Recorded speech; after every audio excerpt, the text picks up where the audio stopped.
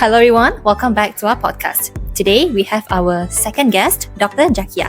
Doctor, may you please introduce yourself to our audience? Okey, saya Dr. Jakia, pakar mata dari Bangwang Medical Center Seremban.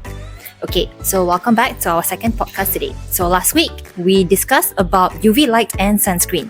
So this week, we have Dr. Jakia with us to talk about UV light and our eye health.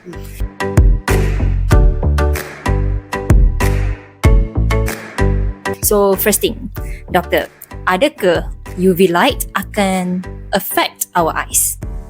Okey, UV light. Basically, mata kita ni, dia ada natural protection untuk UV light. Contoh macam kita punya lid.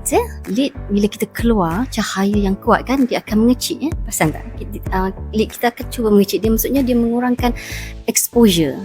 Lepas tu pupil kita, anak mata kita, bila cahaya yang sangat terang, dia akan mengecil. Dengan mengecut. So untuk mengurangkan exposure. Itu semua cara lah untuk mengurangkan exposure kepada UV light.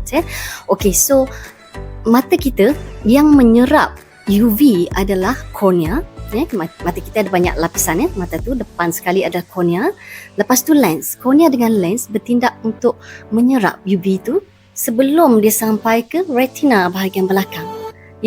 Maksudnya yang sampai ke retina tu sedikit. Tapi dekat sini struktur mana yang berisiko tinggi di sini?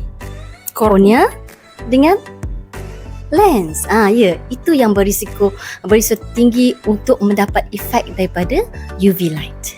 So, apakah cara yang kita boleh ambil to protect rather than kita punya mechanism from our body? Okay, so walaupun kita ada kornea, ada lens untuk mengurangkan, tapi untuk mengurangkan efek dia dekat mata, UV light effect dekat kita punya kornea, lens and retina, yang paling penting adalah kita pakai UV protection, iaitu sunglasses lah.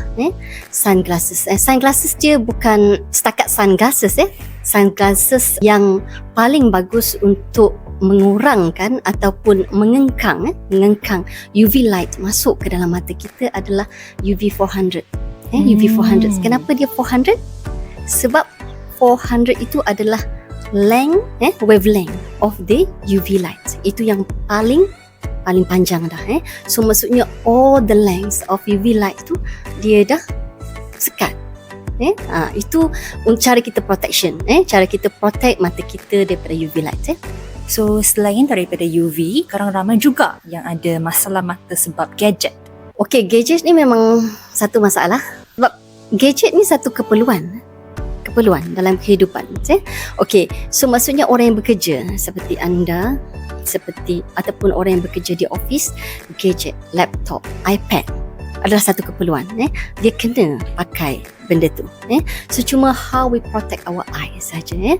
How we protect our eyes. So sebab gadget ni secara tak langsung, bila kita terlalu lama melihat, ataupun maksudnya kita akan fokus, mata kita terpaksa fokus terlalu lama, itu boleh menyebabkan eye strain.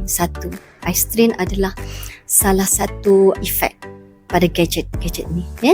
Itu nombor satu. Nombor dua, dry eyes. Kenapa dry eyes? Bila you terlalu lama, contoh kalau you buat kerja 2-3 jam, ada kerja yang perlu dibuat 2-3 jam menghadap laptop atau menghadap iPad tu, you less blinking sebab you nak fokus kan, you less blinking. So bila less blinking adalah proses untuk melembabkan mata kita supaya kita tak kering. So kita kurang blinking situ, so menyebabkan kita expose kepada dry eyes. Itu antara efek dekat mata lah, mata kering dengan eye strain.